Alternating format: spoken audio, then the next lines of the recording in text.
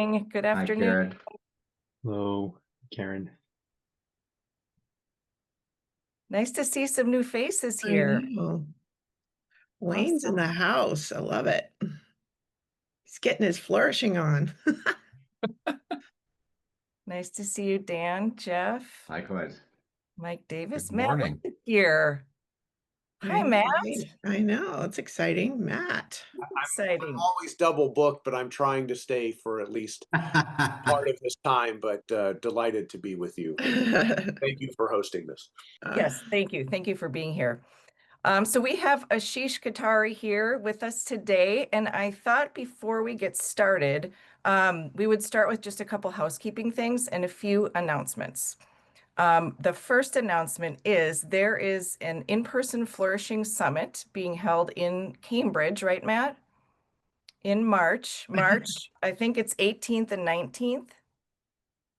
And Marie and I think are leading a work stream there, and several of the other Flourishing Network leads and groups will be there. Everyone is invited. We would love to see you. It would be so nice to meet in person. I've been having some one-off conversations with people who are planning on attending. So if you have any questions, please let me know. Please email. I'll continue to send out registration information and whatnot about that event. And then Marie, Marie also had an announcement. Yeah, sure. So Matt has agreed to connect with another fellow flourishing expert, Tamara, and from AI from Flourishing, and we'll be also working with Tal Goldhammer on the 29th. And so I think the combination and connection of understanding what this technology, this emerging technology, this emerging opportunity is, and how do we live with it and make it optimized for human flourishing. So join that conversation on the 29th. I can put a link in the chat and you guys can RSVP for that. Great. Anybody else have any announcements or anything you want to share before we jump in? Okay. All right. I'm going to start with a bio for Ashish. Ashish Kothari is an executive coach, author, consultant, and founder of Happiness Squad, a company focused on helping individuals and organizations make flourishing their competitive edge and operate at their fullest potential. He's the author of the best-selling book, Hardwired for Happiness, which I've read. It's fantastic, in which he outlines an easy-to-follow recipe that can help anyone increase joy, health, love, and meaning in their lives. Prior to starting Happiness Squad, Ashish was a partner at the global management consulting firm McKinsey & Company and spent over 2 decades helping thousands of leaders in their organizations achieve breakthrough performance through increasing their effectiveness, building more human-centric cultures, and transforming capabilities at scale. He has a master's in business administration from Chicago Booth and a bachelor's and master's degree in chemical engineering from Indian Institute of Technology in Mumbai. He's married and lives in Boulder, Colorado with his wife, Lizzie, his son, Ashwin, and their pug, Hufflepuff. Welcome, Ashish. Thank you, Karen. So lovely to be with you all. I'm going to turn it over. I'm going to go on mute and turn it over to you. We have so much in common, and we're all really on the same mission and pursuit of flourishing in the workplace. So we're super happy to have you here. Yeah, sure. Thank you. First of all, right, it is a real honor. It's such a delight to be with you all. You're all, deep experts in flourishing. So I hope that our conversation today is truly a dialogue rather than just me taking you through.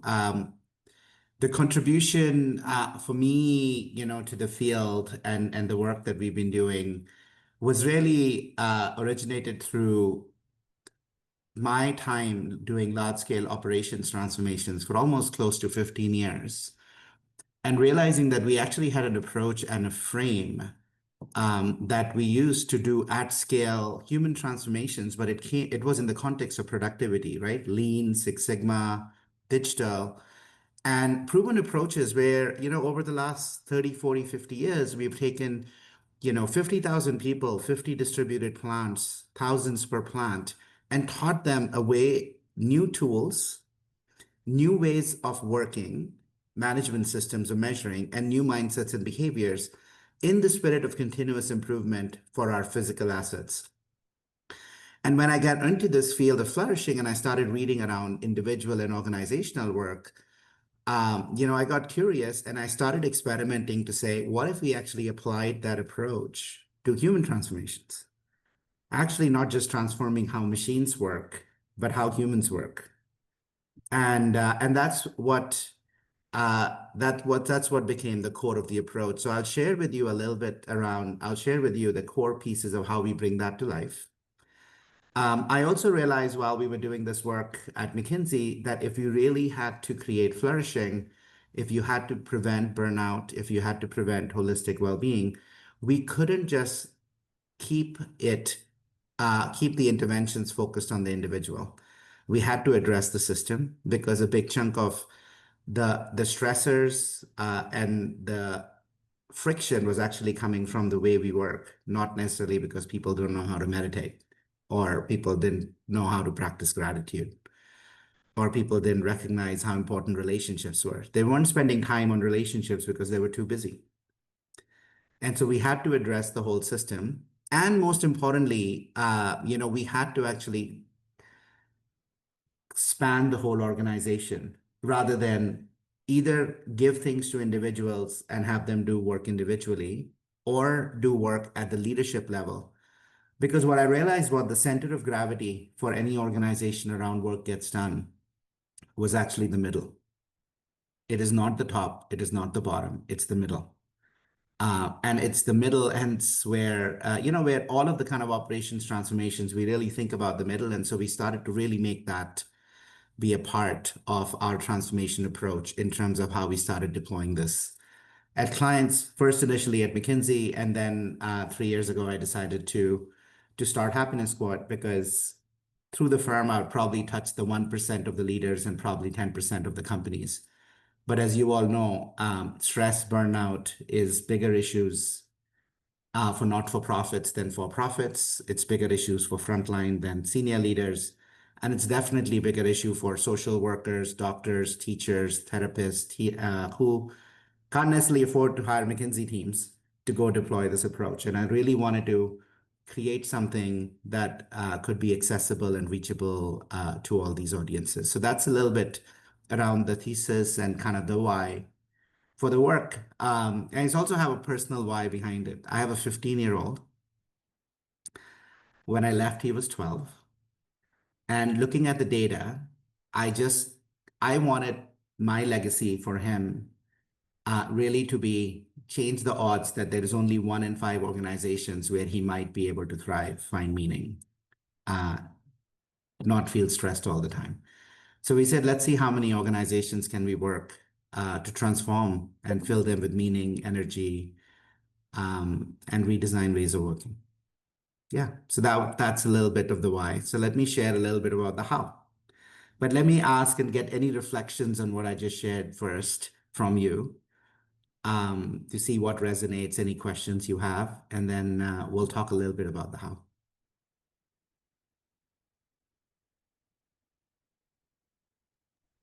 I won't be shy. I'll jump in. My name's Craig Moss. What you said really resonates with me, especially the organizational change. I do a lot of work with companies on how do you create cultures of compliance and sustainability inside organizations.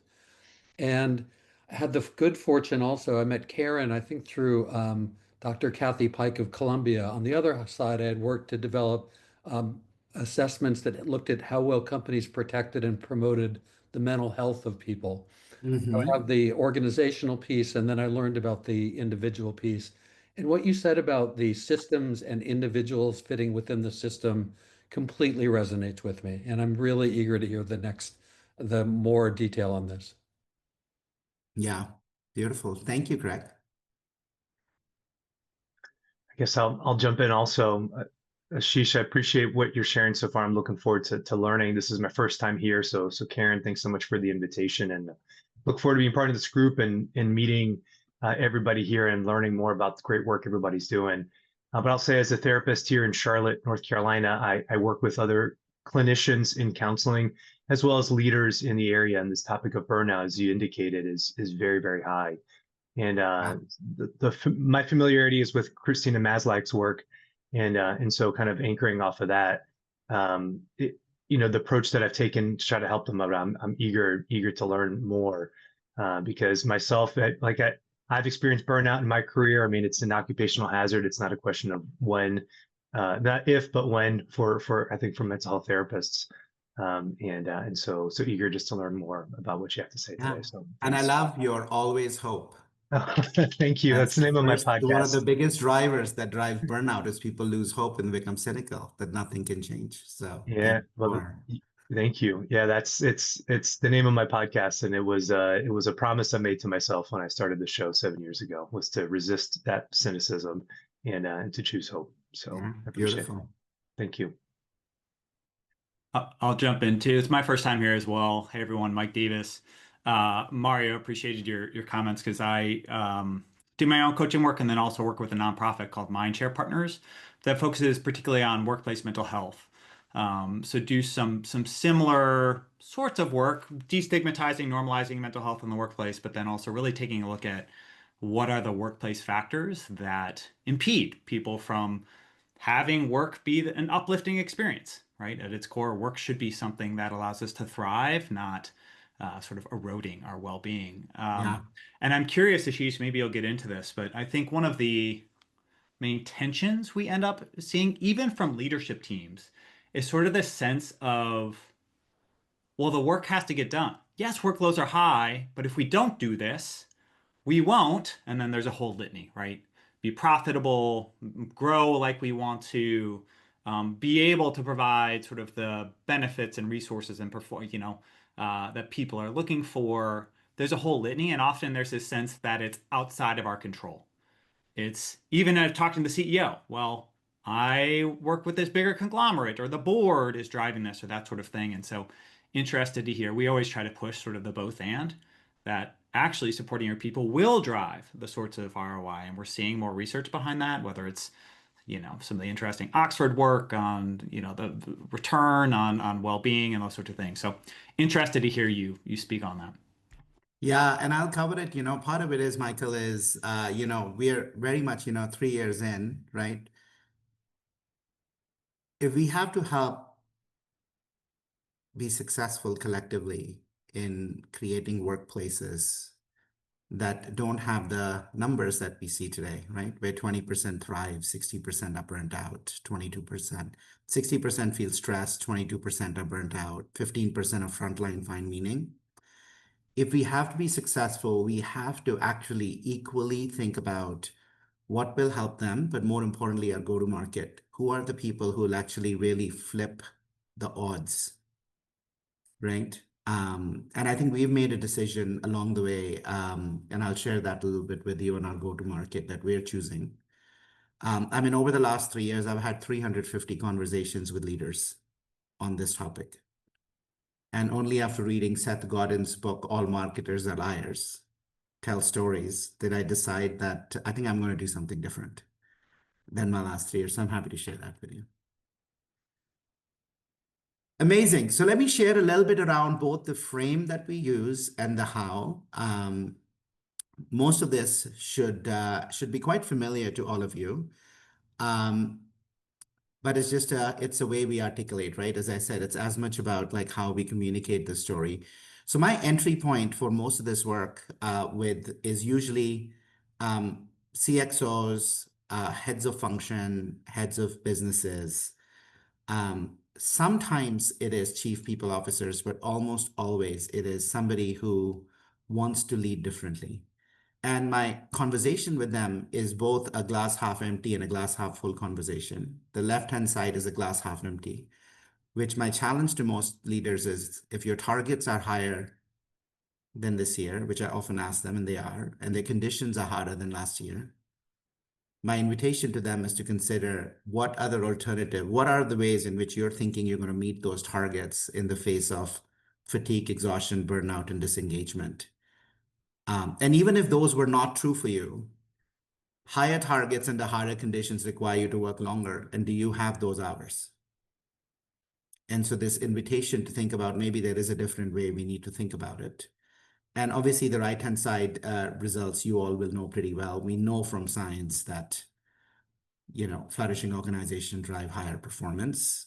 Oxford work. You'll see many of the works that we do is actually integrating frameworks and research from all different groups. I'm an avid reader. Karen knows that when we were chatting. I read approximately a book or two a week, and always looking to integrate the latest and greatest out there. I think I'm on my 712th book right now on the topic. So you'll see many of the frames and pieces integrated here into this. This was my insight. This was how we actually integrate. And many people, I share them this data. First question is correlation. I tell them, no, it's not, right? Because it's really projecting, it's really putting a portfolio is what Jan Emanuel did of stocks in 2021 of companies with high well-being scores and tracked how they did over time, addressing factors, right? And by the way, this isn't new work. The original work on this was actually done by Alex Edmonds in 2009. Where he looked at the top places to work. He looked at, that data, and he actually projected forward for 20 years. Looking backward, he backcast forward and showed that companies with more happier employees, companies with more engaged and more satisfied employees actually had 2 to 3.5% alpha on shareholder returns.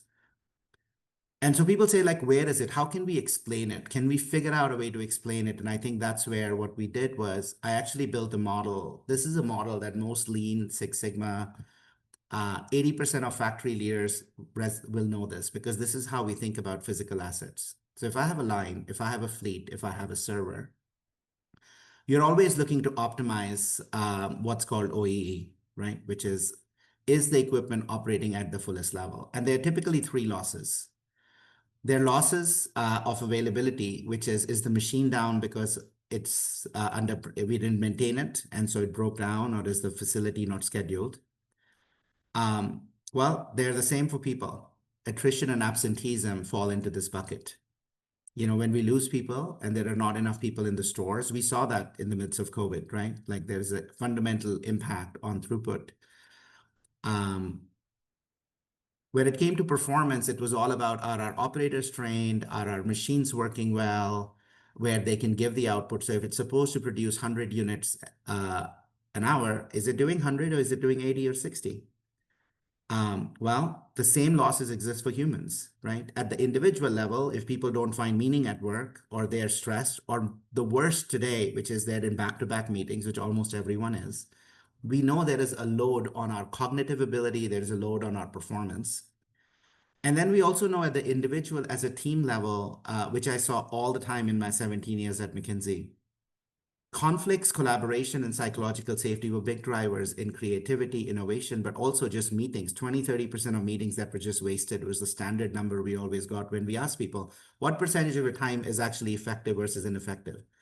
And almost everybody would say, yeah, about 30% of them, I think we're not actually getting anything done. And then quality losses were, if 10 out of 100 parts were defective, well, we make decisions all the time as leaders, oftentimes at the wrong place in the organization. People who are farthest away and have gotten all filtered data are making decisions when the frontline should. So the decisions are not that good, or we have cognitive biases, or we are so busy, we're not actually leveraging, slow and fast thinking, all the research by Kahneman and others. Or we're multitasking and making just errors that need to be repeated. That shows up heavily in IT work. It shows up heavily in process work.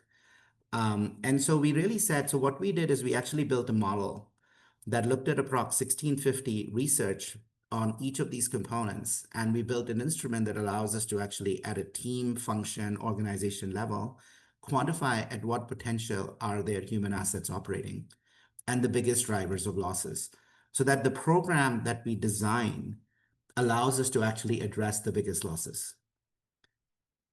So that became one of the core key anchor points of how we are actually engaging into conversations and how we are quantifying. Any reflections on this model before we talk a little bit about what do we actually do with it? Yeah, please, Dan. Ashish, amazing. And I'm a data wonk, and I love all of this kind of information, right? So thanks for sharing it. I don't see explicitly stated presenteeism. And Yeah. would you suggest presenteeism falls within sort of the stress and anxiety bucket, or maybe the low meaning Great bucket, question. or Great somewhere else? question, Dan. Yeah. So if you look at the World Economic Forum work, which my former colleagues did, 9 billion of the 12 trillion in economic value is from presenteeism. And that's really what is in performance loss, Dan. Right? Presenteeism is I'm showing up without really showing up. Low meaning. Presenteeism is I'm showing up where I'm not at my best and still working. That's stress and anxiety. Presenteeism is I'm showing up and, like the team conflict, I'm not speaking, I'm not giving my best idea. So really, no surprise, the biggest bucket even in this model turned out to be the performance losses, which is dry presenteeism. Yeah. Thank you. Craig.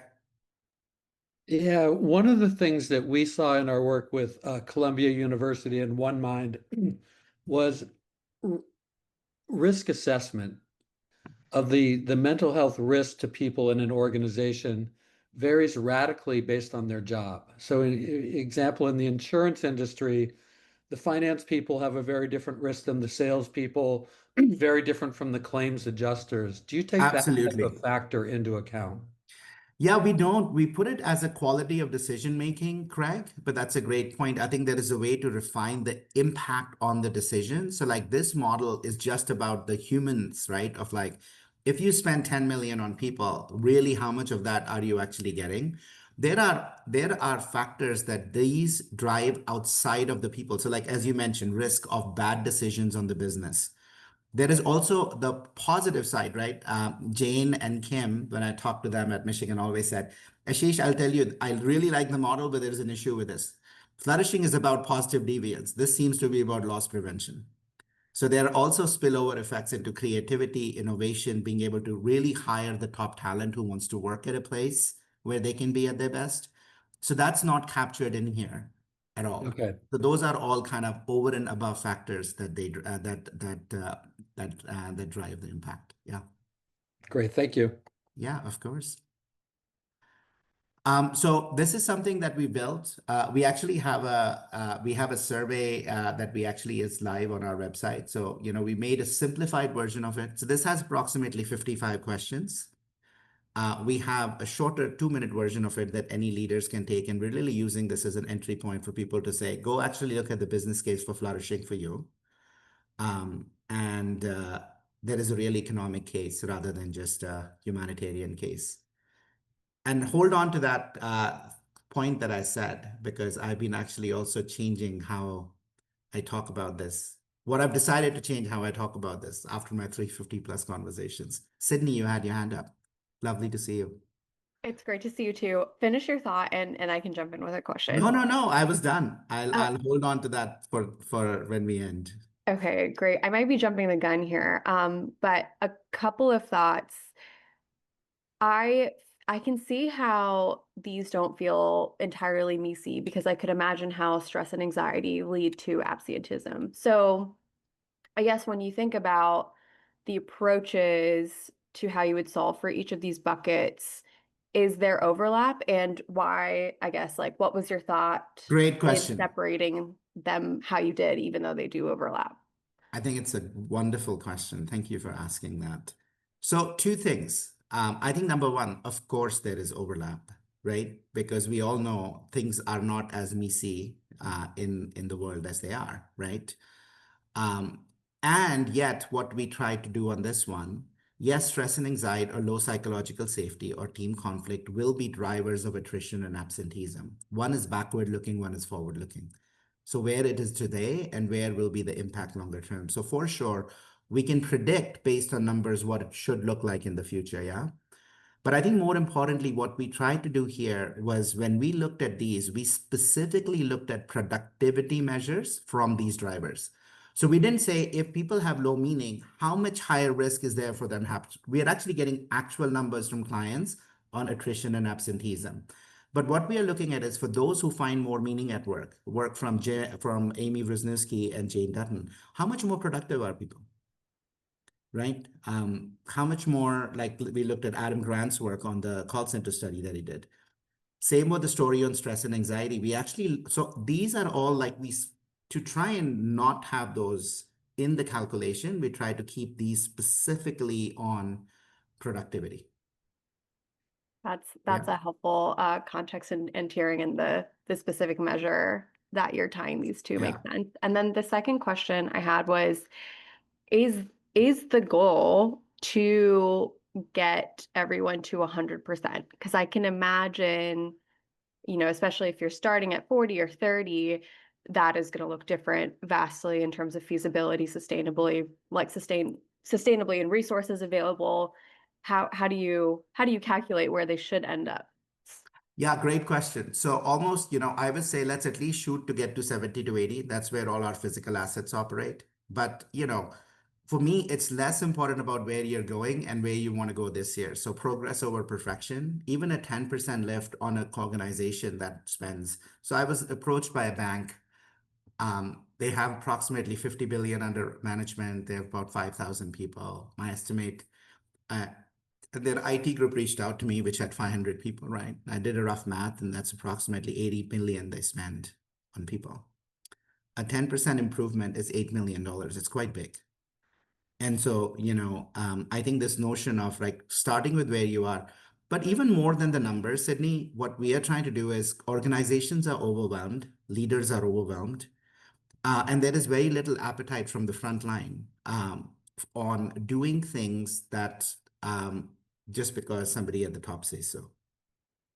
And so one of the big things that we are trying to do with this work, it's less about the numbers. I always say, friends, think about this as a BMI. It'll give you a rough idea of how you are, but it's not the reality. What's important, what we are using this for, is to say, what are the 2 or 3 levers that you're going to pull? And which are those levers that are most relevant at a team level? That's really what we are using this for, is to really diagnose and fingerprint. Just like, for a physical asset, a machine that's running has 30% utilization. You would never teach somebody how to do rapid changeovers on that machine. It's a useless exercise. There is not a capacity issue. But you would do that for a machine that's, highly capacity constrained. And so that's really what we are trying to do here, is to really be able to say, let's choose the highest intervention that work for an organization and a team, and let's go double down on that. And let's actually implement that. Yeah. So that's our entry point usually, friends, is we'll say, hey, listen, go do this assessment, do it for yourself, and even use this to actually see the programs that you're running. And then we highlight, this is work from the McKinsey Health Institute that came out 2 years ago. My dear friends, Barbara and Jackie, kind of really brought this to life, quantified it. And I always highlight to say, if you want to move on these, you cannot just run leadership programs, and you cannot just give people individual things, because first of all, they're related. But second, individual interventions, which is where most organizations are spending money, mental health days, gym memberships, mindfulness apps, individual coaching, even individual coaching. I'm like, you are putting too much of the onus on the individual, which, by the way, controls 3% of factors for burnout and 28% of well-being. And so we've got to actually design this to address the system. But here's the second thing that I use this data for, which is Dr. Mario Hope. Which is, I say, think about it. Oftentimes, when I enter into conversations, I hear these stories of, well, that's how our leadership team is. That's what the culture of the organization is. What can we do? This is how we do things here. There is very little that's in my control. And I point to them, look at amount of factor that is actually contributing based on the job in the team versus the organization. A big chunk is at the job in the team. Who controls that? A big chunk of that as a mid-level manager, as a VP, as a director, as a head of a function, you do. You might not control all of it, but there's a lot more than you can control. And so think a little bit about how you engage with your team to redesign the jobs based on job crafting, and to redesign our team interactions based on all we know around positive communications, based on all we know about psychological safety and trust. People don't leave companies because of bad CEOs. They leave because of bad bosses, and they are not at the top. And so this invitation of, do you want to be a positive energizer? Do you want to be a positive deviance? Do you want to be somebody who creates flourishing? That's a choice. You don't have to be a transmitter of suffering. You can be a transformer. And that's really what we focus on. That's why my passion for supporting the middle of the organization and to find those positive agents of flourishing and really activate them. The way we do that is through two different ways. First, at the individual level, we've actually designed a program that we run as intact teams. So we've run this now at Pepsi, at Danone, at a university, at Leeds Business School, at the city of Fort Collins. We've also run this at another not-for-profit. And what we are finding, and a startup, right, Radical, it's about a 20-person startup, Series A. What we found consistently is if we focus on helping people build habits, the way we do that is we run programs which are 1 hour a month. We introduce 1 or 2 micro practices. And we really put people into peer groups of 4 to 5. We send weekly emails, daily nudges. Really, it's about practice. Most of them are about what people can do at work. What we are starting to see is, I don't know why this got changed, but significantly, ability for people to build habits. These are the examples of some of the habits on the left. How do you start your day and how you end your day? We're integrating this whole notion around building a positivity bias through what are 3 good things that happened. Breaks throughout the day. We know the impact of breaks on our ability to manage stress and be focused. Recognizing we see the world as we are, not as the world is. We help people think and adopt learning mindsets or resilient mindsets, reframe beliefs. So some example of practices, and as a result, we're actually seeing pretty good results on self-reported improvement over 3 to 4 months from participants on their ability to manage stress, hope for the future, satisfaction, productivity, creativity.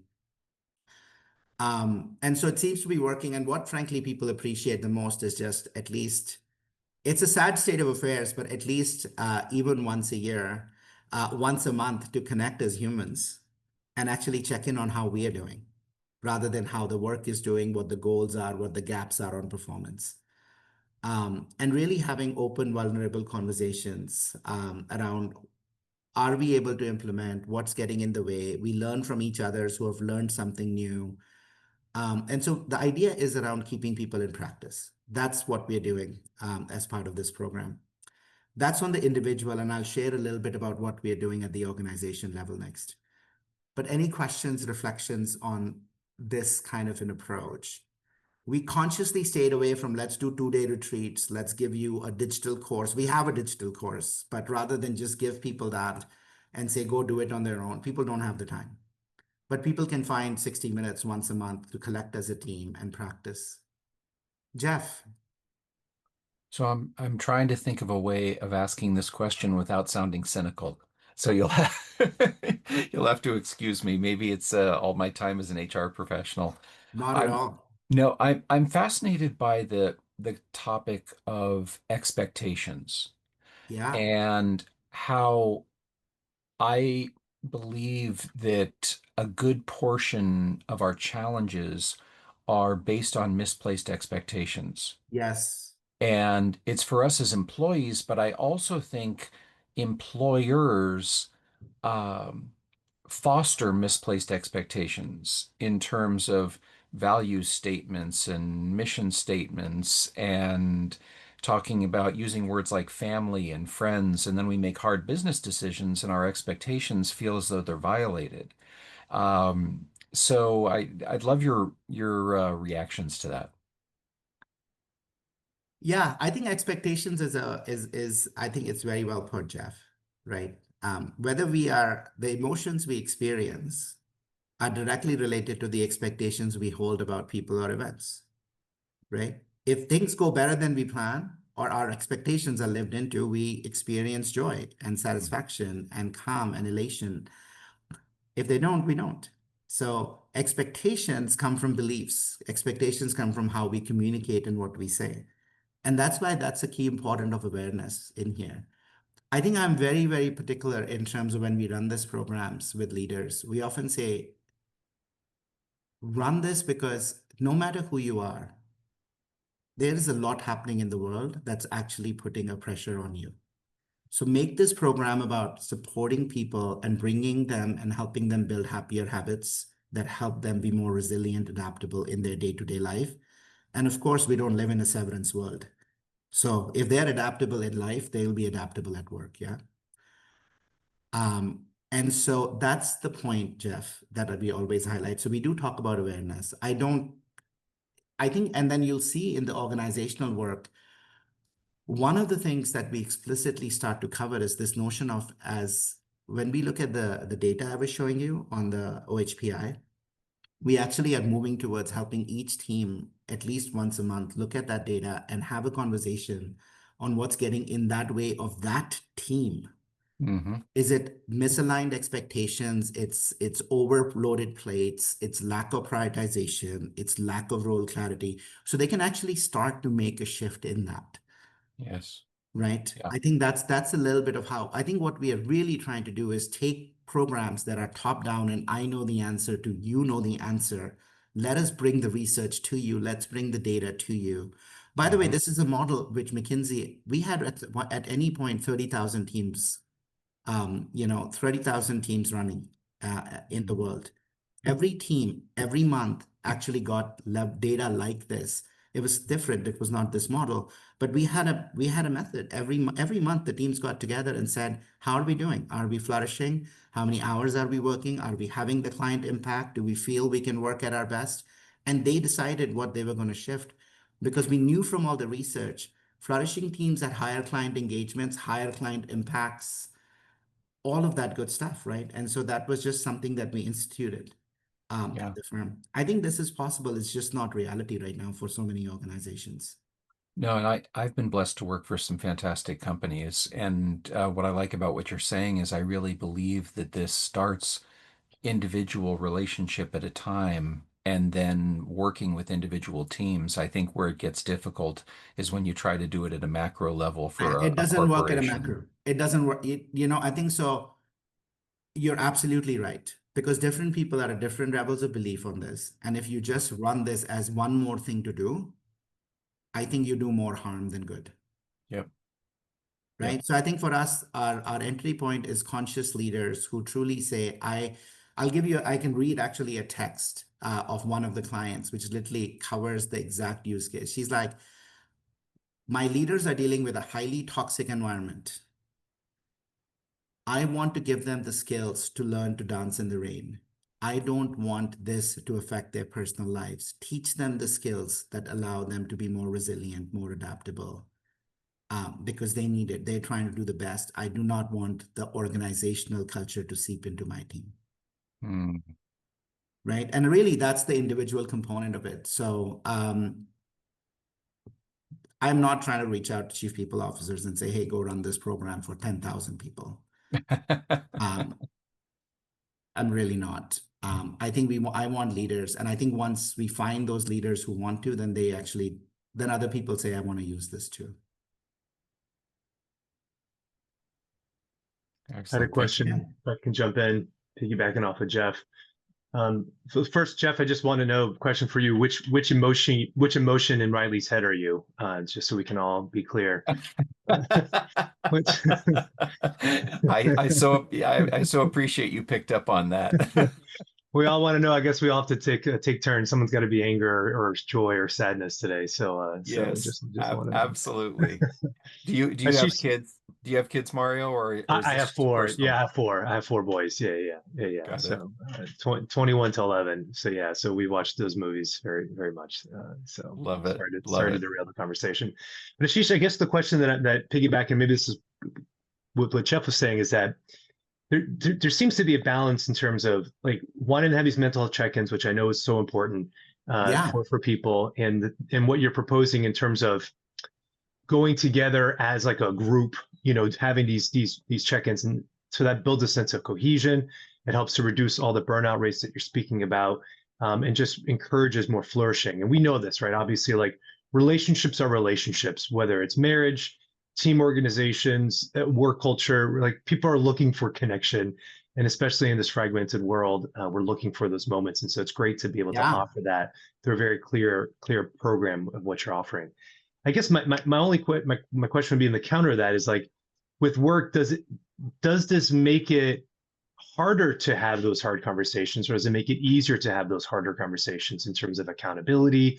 If you have to fire somebody, like Mario, I love that. like So, how does that play into the other side of this conversation here? So yeah, yeah. brilliant. So we ask people to bring, if they have their work context, but most of these, what we try and do is actually integrate this work in their lives, right? Or what they're navigating through.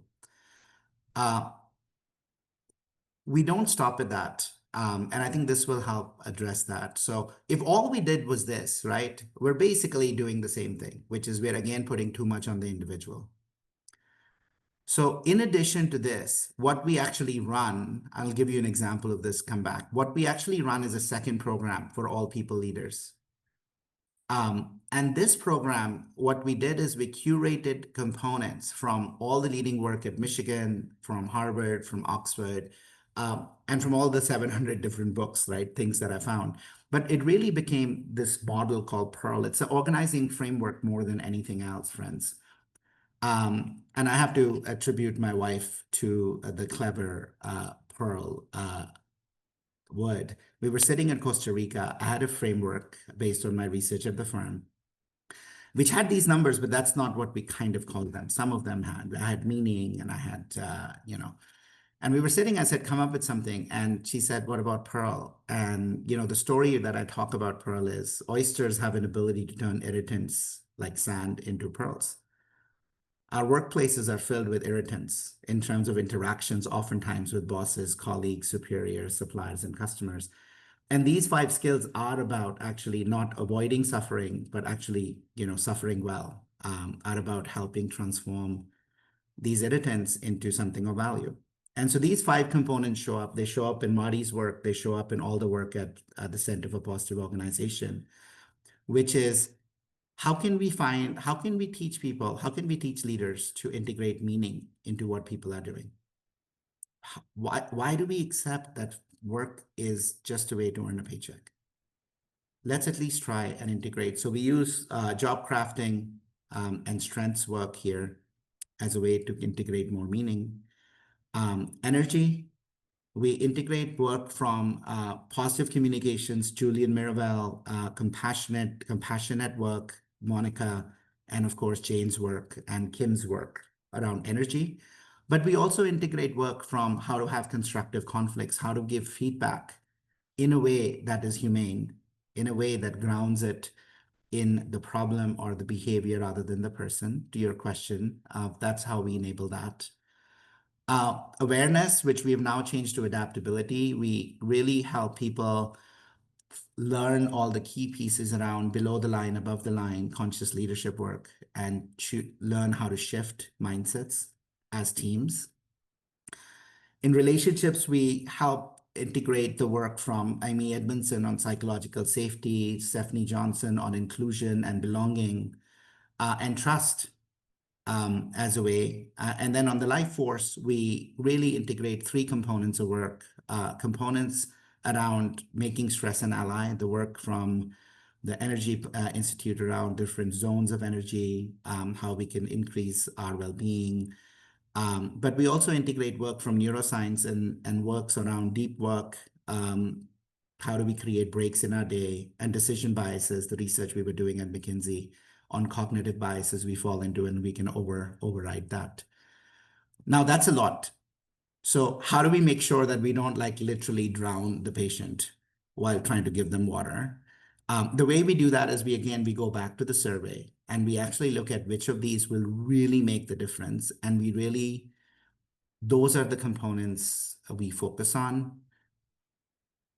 And the way we do it is we actually do 1 skill a quarter, and we really put the teams into 2 or 3 agile sprints to go implement the intervention with the team before we'll give them the next one.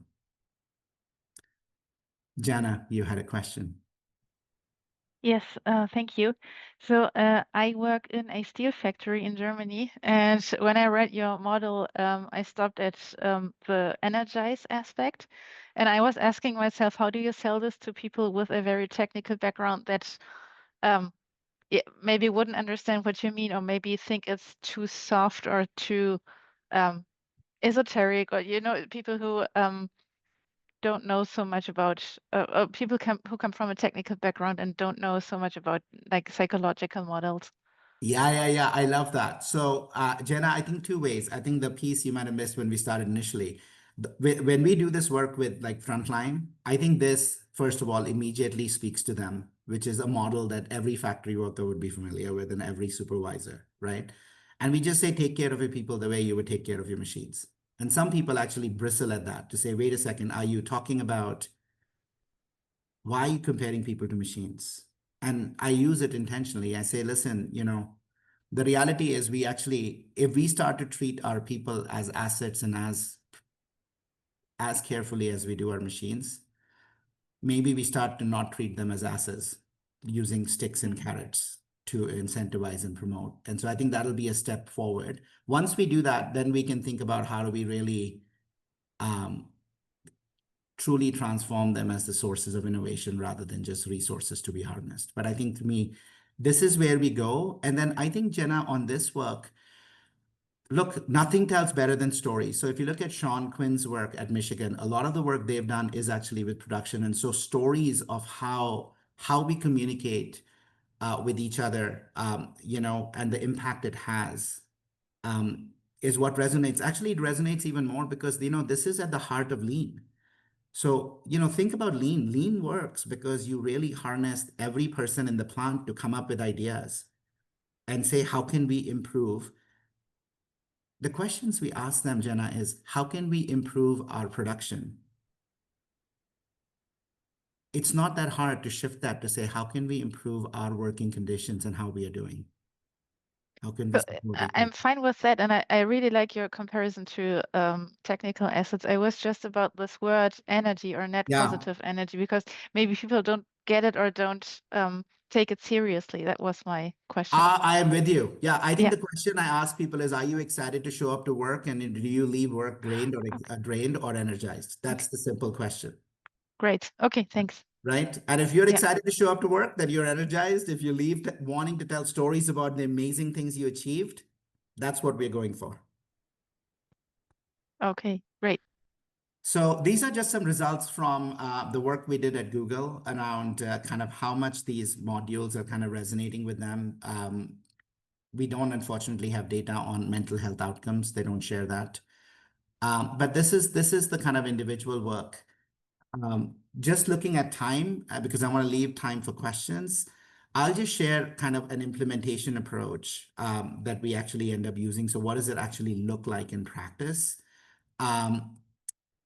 This is what an integrated transformation that we try and run looks like. So as I mentioned, we always diagnose and design. I think it's really important to start there. We will bring people into a couple of day offsite if we can.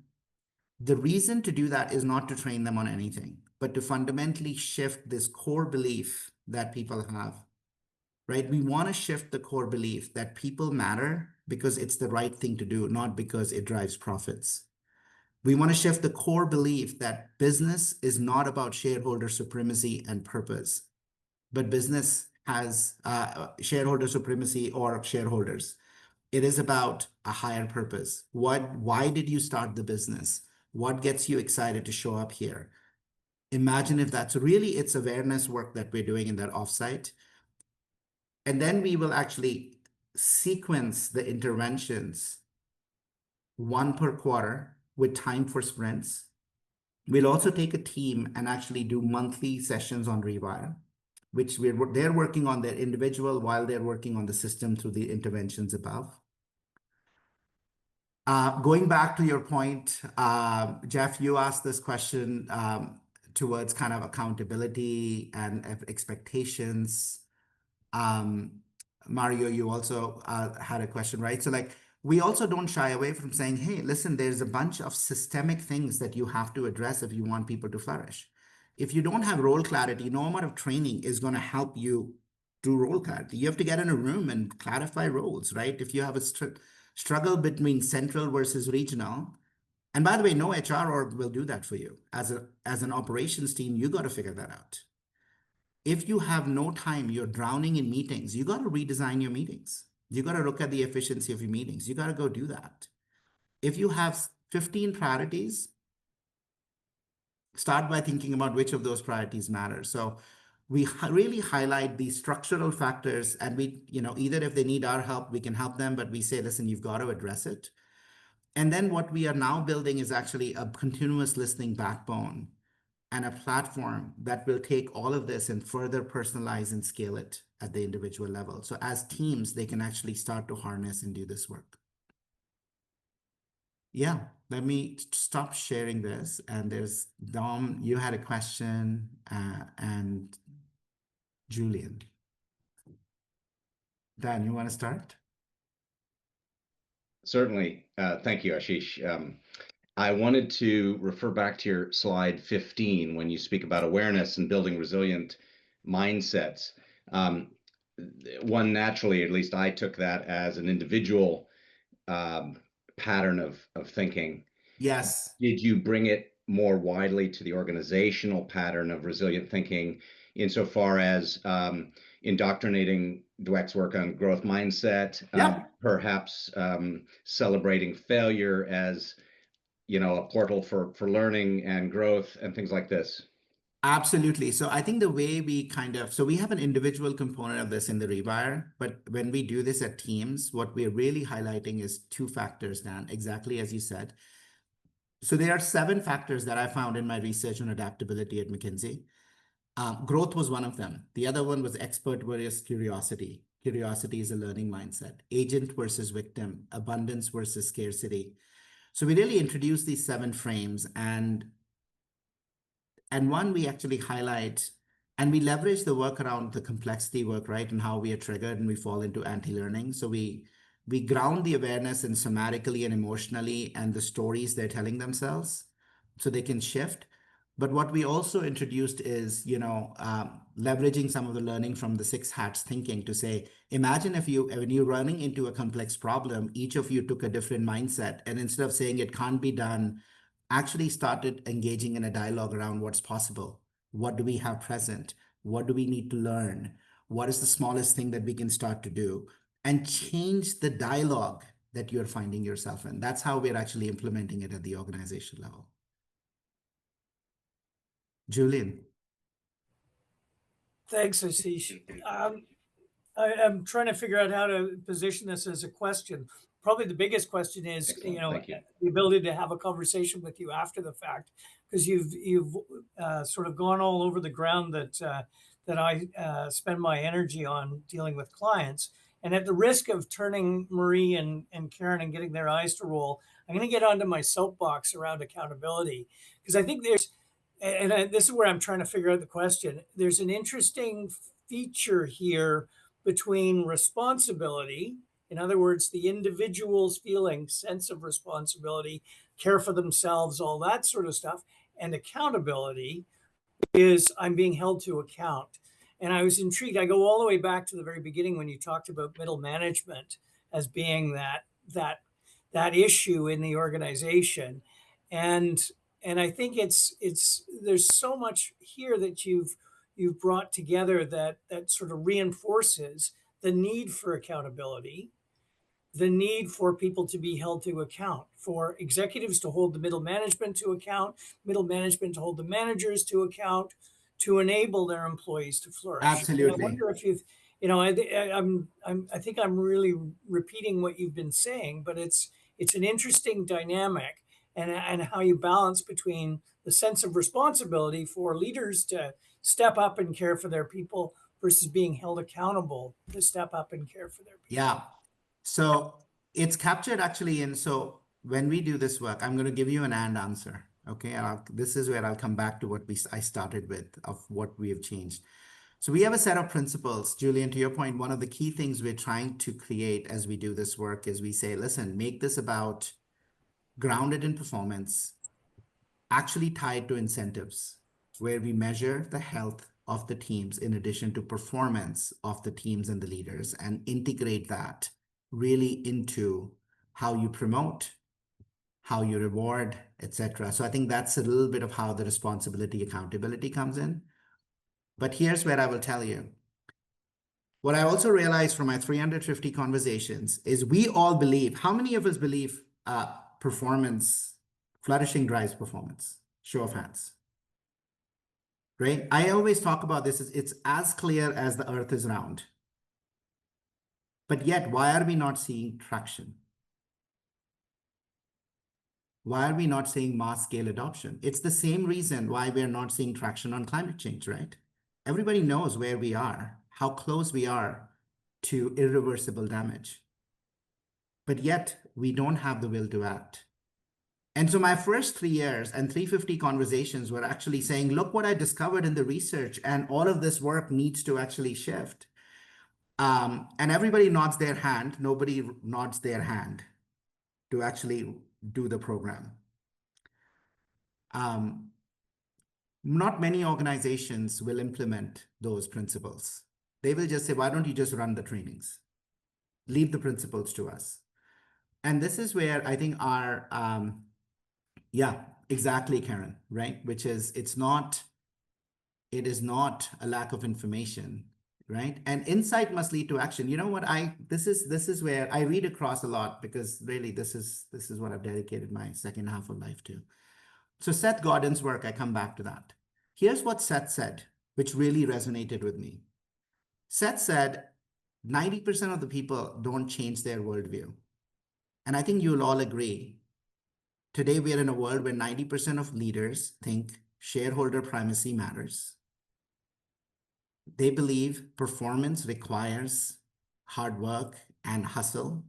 You know, we normalize and idolize that through founder mindset, et cetera, et cetera. We're not going to change their minds. You can give them all the science you want.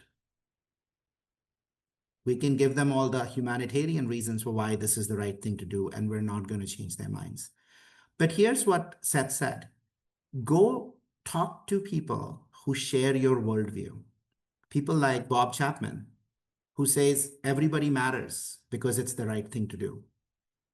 Go talk to conscious capitalism companies who fundamentally believe business is a force for good. And let's give them a different playbook that allows them to win.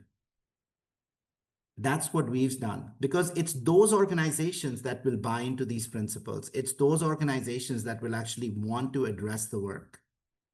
And if we can give them a playbook that helps them win, they will convince the early adopters and the early majority and the late majority.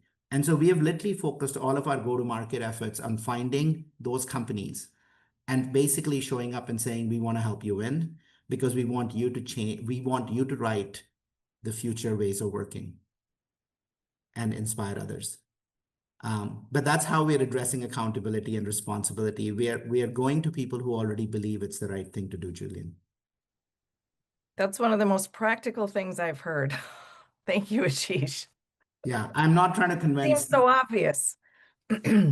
We will not. You know, Thich Nhat Hanh said this beautifully. The journey from the head to the heart, 18 inches, can take a lifetime. I'm already halfway through my lifetime. I don't have a lifetime to take people through that journey. So I'm going to meet people who are halfway or 3/4 of the way there, and let's help them close the loop. I think we're all on board with that. Thank you so much. This was really insightful. Are there any parting questions or comments for Ashish before we wrap up? Ali? Ali had a question. Hey, my friend, lovely seeing you. I just wanted to say hi. I fought off another call to be here that was pre-booked and I couldn't move, but I managed to get things done sufficiently enough. They said they were happy. I don't think they were, but it doesn't matter. I wanted to be here to support you. Ashish, just lovely to see you. It's been too long, and Karen, I feel like I'm an absentee member sometimes because I'm somewhere or the other, but it's nice to be here. It's lovely to see you all. We're so happy you're here. It's good to see your face. Lovely seeing you. Thank you. All right. Friends, Thank you, everybody. Karen, and if I can just say something, look, friends, Yeah. I mean, we are 3 years in, we're very early. You all are such deep experts in the field. So if any of these that resonated, please don't be shy. If there was something that you're like, hey, you could do X better, or here's what we're doing that makes it, or I want to take this to my clients, just let me know. Please don't hesitate to reach out. Where I think we have 1 million light warriors against a 7.9 billion army of darkness. I think we just need to figure out a way to amplify each other's light. Otherwise, I don't think we have a shot at this. So thank you for all that you do. Karen, thank you for inviting me. I've been absent for so long since you invited me, but I will try my best to come to this group. Yes, thank you. And I'll include your information to everybody in the follow-up email, so you all can reach out to Ashish if you'd like. Yeah, thank you. Have a fantastic day. Thanks, everybody. Thank Bye. you. Bye. Bye.